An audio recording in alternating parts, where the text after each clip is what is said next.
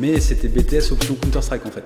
Du coup, le jeudi midi, j'étais en week-end. Et il y a un petit programme qui s'appelle la Moulinette. Au démarrage, une période de 6 semaines qui s'appelle la piscine.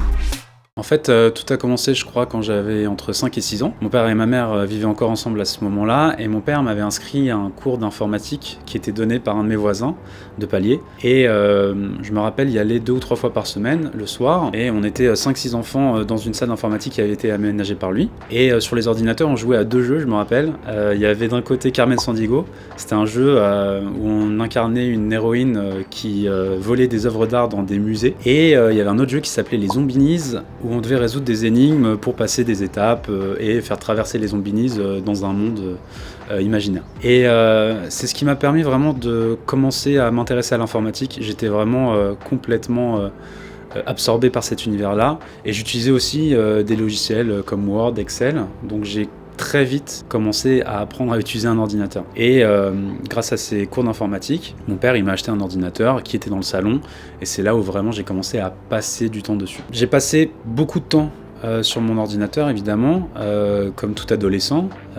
Quand mes parents se sont séparés, je vivais avec ma mère, et puis après je suis revenu habiter avec mon père à mes 12 ans, et toute mon adolescence, je discutais comme tout le monde sur MSN, j'essayais de pirater des sites internet, j'utilisais beaucoup de logiciels, je téléchargeais des morceaux de musique, je téléchargeais des films sur Emule, tout ce qu'on connaît de l'époque, et surtout je commençais à apprendre le HTML, le CSS, le JavaScript et le PHP, notamment sur un site qui s'appelle le site du zéro, et qui s'appelle maintenant Open Classroom, sur lequel j'ai été mentor bien plus tard. Donc c'est des bons souvenirs, et c'est ça qui a commencé à me donner vraiment une expertise.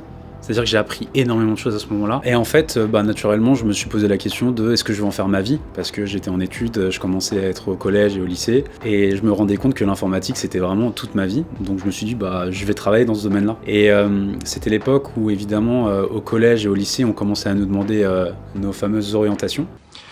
Quelle histoire, ça aussi. Et j'étais allé voir une conseillère d'orientation qui m'avait conseillé de faire un bac S, mais j'avais pas du tout les notes pour ça, j'étais vraiment une catastrophe à l'école. Et elle m'a proposé de faire un bac STI, du coup STI électrotechnique, parce qu'elle me disait qu'il y avait de l'informatique dans cette filière, que j'utiliserais des ordinateurs, que j'utiliserais l'informatique. Donc naturellement, j'ai réussi de justesse à rentrer dans un bac STI électrotechnique. Spoiler alerte, j'ai jamais touché un ordinateur de ma vie pendant ces études-là. Comme par hasard. Donc c'était une catastrophe, honnêtement c'était 2 années qui étaient nulles.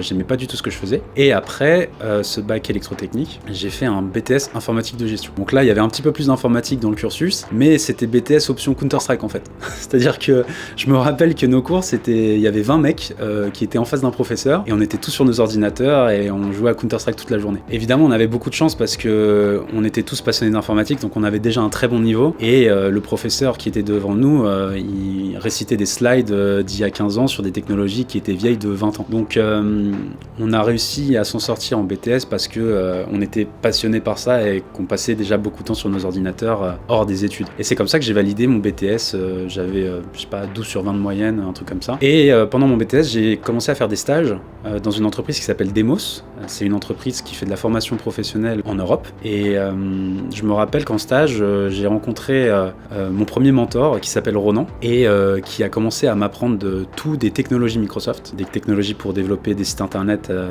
avec les technologies Microsoft, développer des applications mobiles, etc.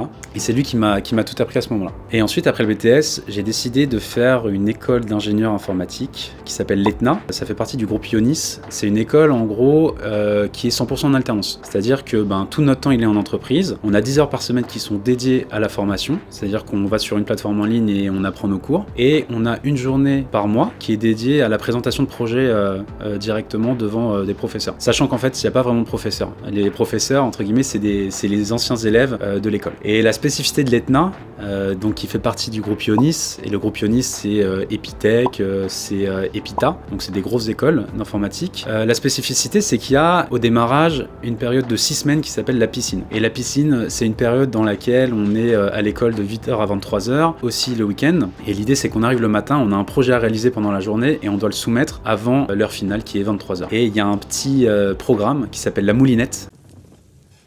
Ouais, c'est pas faux. qui vient tester nos programmes le soir, et soit on a 0, soit on a 20. Et c'est binaire. Voilà, soit c'est réussi, soit c'est pas réussi. Si on a une absence, on a une note négative, c'est-à-dire qu'on a moins 21 sur 20. Donc vous voyez l'ambiance. Sauf que nous, avec mes amis, on avait un très bon niveau, et puis on avait aussi accès à quelques anciens cours de l'école. Donc ce qu'on faisait, c'est qu'on arrivait à 8h, on se connectait sur la plateforme pour dire qu'on était là. Ensuite, on allait chez l'un d'entre nous, on passait la journée, on jouait à StarCraft, on mangeait ensemble, et le soir, on allait publier nos projets et on revenait chez nous. Et après la période de piscine, du coup j'étais en alternance, donc j'étais 100% d'entreprise. Je suis resté chez Demos à ce moment-là, et je suis resté avec ce mentor-là, et j'avais négocié un truc, c'était que les 10 heures d'apprentissage que je faisais chaque semaine, que je les fasse chez moi. Du coup le jeudi midi j'étais en week-end. Je bossais le lundi, mardi, mercredi, jeudi matin, et après j'étais en week-end. Et à côté de ça, comme je suis DJ, je mixais le jeudi soir, vendredi soir, samedi soir dans des bars dans Paris. Mais j'ai vraiment adoré cette période en entreprise, parce qu'on me confiait des projets qui étaient pas très importants pour l'entreprise et qui permettaient de mettre en place des nouvelles méthodologies qu'ils voulaient tester pour des projets plus gros. Donc en gros, les projets sur lesquels je travaillais, c'était vraiment des projets cobayes, voilà.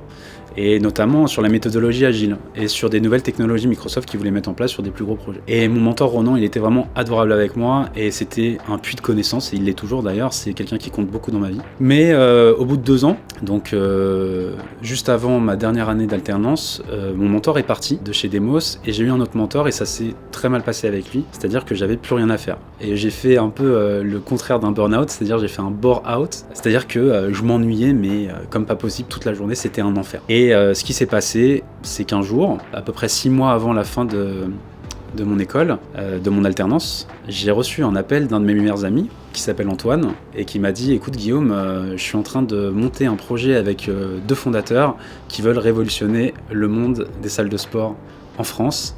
On a besoin que tu viennes nous rejoindre en tant que CTO. » Et ça, ce sera pour une autre vidéo. En fait, de mon parcours, actuellement, quand j'ai réfléchi, il y a plusieurs enseignements que je tire de ça. La première chose, évidemment, c'est l'importance des études traditionnelles. C'est-à-dire que actuellement, si vous voulez vous lancer dans l'informatique, en tant que salarié, en tant que freelance, on s'en fout du statut, mais si vous voulez développer, vous n'avez pas vraiment besoin d'études traditionnelles. Il y a un truc que les gens oublient, c'est que l'éducation, ça reste un business. Et lorsque vous voyez des écoles qui vous font payer des cursus à 5 000 €, 6 000 €, 8 000 € l'année, pour à peu près 15 à 20 heures de cours par semaine, la valeur que vous allez avoir par rapport à ces cours-là, elle n'est pas forcément la meilleure. Le secteur de l'éducation en France, à un moment donné, c'était un secteur qui était très peu concurrentiel, donc c'est un secteur dans lequel on faisait un petit peu ce qu'on voulait. Mais on s'est rendu compte avec l'avènement d'Internet qu'il y a plein de formations qui sont arrivées, des formations gratuites, des formations très peu chères, sur des plateformes comme Udemy, Teachable, ou même des plateformes françaises comme Open Classroom, sur lesquelles on peut se former en fait pour 50 €, pour 100 €, ou alors si on veut être accompagné par un mentor pour 300 € par mois par exemple, ou 200 € par mois. Et c'est des formations qui ont bien plus de valeur, je pense, que l'éducation traditionnelle, ou en tout cas les cursus professionnels proposés par des écoles privées, ou même par des lycées publics, etc. En fait, ce qui est intéressant, c'est qu'on enlève toute la partie présentielle et la partie accompagnement par un professeur, et qu'on en garde que l'essence, c'est-à-dire la connaissance. Et surtout, c'est souvent des formations qui sont axées sur la pratique, donc qui vont vous demander de développer des projets, de faire des choses qu'on retrouverait dans la vie réelle. Et c'est en ça que je pense que les études traditionnelles n'ont plus leur place dans le paysage de l'éducation, et qu'il faut privilégier des formations en ligne, ou alors des formations que vous choisissez. C'est important d'apprendre à apprendre. Donc la deuxième chose, en fait, c'est qu'on peut se former en tant qu'autodidacte assez facilement. Il suffit de prendre une formation en ligne, de demander à des gens qui sont dans le secteur d'activité dans lequel vous voulez évoluer. Donc par exemple, si vous avez des développeurs autour de vous, demandez-leur un petit peu quelles sont les technologies qu'ils utilisent au quotidien, quels sont les outils qu'ils utilisent au quotidien, quelles sont les connaissances qu'ils ont dû accumuler. Essayez de vous faire un plan de travail, une espèce de roadmap d'apprentissage. Et en fait, pour chacun des éléments de votre roadmap, vous allez apprendre, prendre une formation par-ci, prendre une formation par-là. Vous allez créer votre propre cursus pédagogique. C'est super important. Et c'est vraiment une qualité fondamentale. Surtout en tant que développeur, vous devez constamment continuer à apprendre. Et surtout, ne pas arrêter d'apprendre juste après les études. L'intérêt, c'est de constamment apprendre de nouvelles choses. C'est ce qui fait que vous restez important sur le marché du travail, et que vous restez une ressource inestimable pour vos clients. La troisième chose, je pense que c'est vraiment l'importance des mentors. Moi, j'ai eu la chance d'avoir un mentor très tôt dans ma vie, un mentor professionnel, je veux dire. Cette personne-là, elle a complètement changé ma vie, c'est-à-dire qu'elle m'a apporté énormément de connaissances. Elle a été intransigeante avec moi-même. C'est-à-dire qu'elle faisait en sorte que je donnais le meilleur de moi-même à chaque fois. Elle a été compréhensive et elle m'a apporté énormément de choses dans ma vie. Et c'est grâce à lui que je dois beaucoup de mes connaissances. Et aussi, il y a un truc que je dois à mon mentor, c'est aussi cette capacité à comprendre la valeur qu'on a, la valeur financière qu'on a et la valeur qu'on apporte à nos clients ou à notre société. Et c'est très très important, je pense. Donc, ce que je vous conseille, c'est le plus rapidement possible de trouver un mentor. Et d'ailleurs, j'ai eu la chance derrière, quelques années plus tard, d'être mentor sur la plateforme Open Classroom.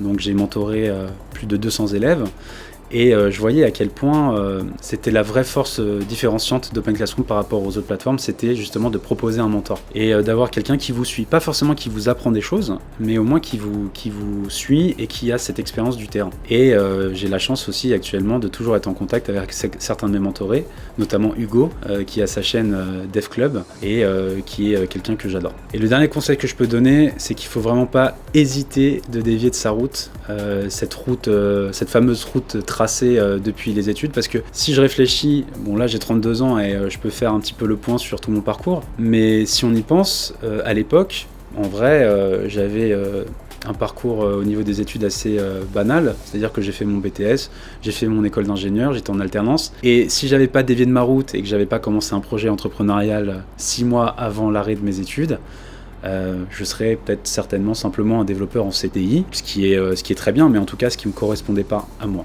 Donc, n'hésitez pas à dévier de votre propre route. Bon, du coup, j'espère que c'était la première vidéo d'une longue série. C'est la première fois que je parle un peu de mon parcours sur Internet, et parce qu'on me l'a beaucoup demandé, tout simplement, et qu'on pensait que c'était la plus grande valeur que je pouvais apporter. Et en fait, il y a plein de choses à raconter sur mon parcours. Là, je me suis vraiment arrêté aux études, mais le plus intéressant arrive après. Donc, vous allez avoir plein de vidéos sur mon histoire et sur tous les conseils que je peux vous donner et les enseignements que j'en ai tirés, qui vous permettront d'aller plus vite. Si vous êtes développeur, freelance ou salarié, vous avez ma newsletter qui est dans la description, vous pouvez vous inscrire toutes les semaines, je vous envoie de la valeur pour améliorer votre quotidien et vous permettre de gagner plus d'argent et d'avoir un lifestyle plus enrichissant. Et on se voit la prochaine fois.